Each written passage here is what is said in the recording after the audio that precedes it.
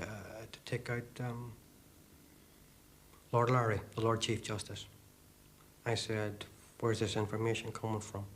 He said, I've got it. He's coming on to visit, to give a lecture, and quite soon. And I said, this is tremendous. Right up until his arrest, Collins stayed in touch with David Ewins. In 1984, Ewins went on holiday with Eamon Collins and his wife to Moscow. Why wasn't Ewins arrested? Well, as part of the arrangement that the police were making with me, I said that I wouldn't cooperate with them in any way whatsoever if Dave was arrested. Dave was a friend of mine and had been for many years, and I didn't want him touched. And he wasn't touched? He wasn't. What happened to him after you were arrested? He left Queen's in a hurry. Eamon Collins refused to help Network First to find his old friend. We eventually tracked him down in Dublin, where he still teaches law at a private college. David Ewins declined to be interviewed on camera. Later, through his lawyer, he said he was astounded and deeply shocked by the allegations. He would sue if they were repeated on television. Back in Belfast in 1985, Eamon Collins was held on remand in Crumlin Road Prison. He was charged with over 50 terrorist offences, including 5 murders. But would he still give evidence against fellow IRA men? It was such a psychological fuck-up that it's very hard when you break and when you get to that stage to find your way back. It's practically impossible. And the journey back from that was difficult. But I managed it. And I managed it as soon as my brother walked through the door and got to visit me. He said to me, if you retract, everything will be forgiven. You go back to your friends, they're waiting for you with open arms. And no matter what happens, they know what you've been through. They know what you've experienced. They'll forgive you. Just retract. And I did. While most of the IRA men he'd named walked free, Collins faced trial. In court, he argued that his statements had been obtained by the police through ill treatment and that they should not be allowed in evidence. Without them, there was no case against him. The judge decided Collins' confession might well be true, but he wasn't certain the police had used entirely proper methods to obtain it. The statements were ruled inadmissible, and Collins walked free.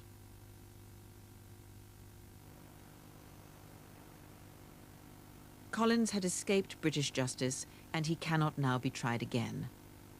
The IRA had already given him an amnesty, but he'd done considerable damage to the secret army, and many in the IRA wanted him dead. Back home in Newry, Collins was interrogated by the nutting squad and left to wait for their verdict. Eamon Collins, the IRA hereby gives you 7 days' notice from a date in this letter to leave the occupied 6 counties. If you wish to remain in Ireland, you must stay south of Drogheda. Our reasons for putting you out of the occupied 6 counties are 1. Security. 2. Endangering the lives of volunteers. 3.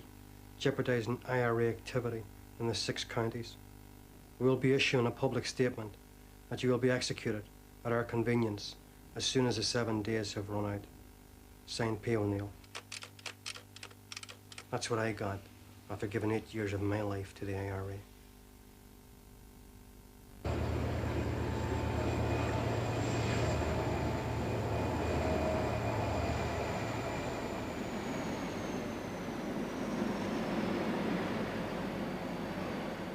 The IRA forced Collins into exile, leaving his wife and family behind. Hi, Sean. See you again. All right. Don't be long. Don't be worried about me now. Okay. See you, Tiernock. See you, Bernie. The IRA publicly denounced Collins as an informer. a stigma never forgotten in nationalist Ireland. Collins was determined that one day he would have his say. This story, it's been 10 years in the telling, and it's taken until now to do it. The ceasefire and the peace process has made that possible.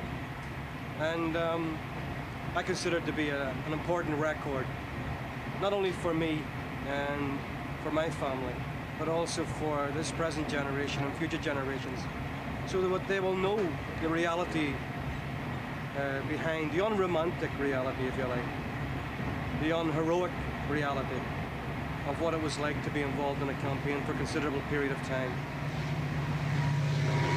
Ceasefire is a wonderful thing. I think that the nationalist people will only gain from the ceasefire, and I think the gains will become more obvious as time goes by. And I have no doubt that at some stage I will live and return to my home, and I will live a normal life, as will everybody. There will be no real peace until everybody's able to do that. In the years since his release, Eamon Collins has had nothing to do with political violence. He finished a degree in education and has worked with difficult children. But the wreckage remains from his time as an active IRA man.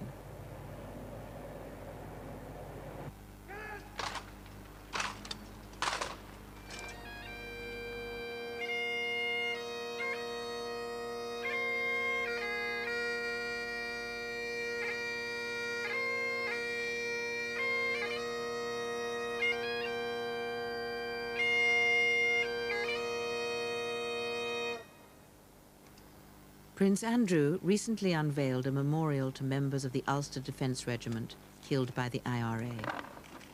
Among the hundreds of bereaved relatives, the family of Ivan Toombs.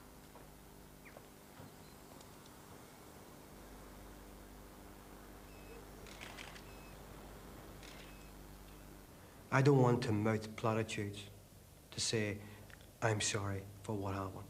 I was sorry the day those events took place. There's nothing much more I can say to those people.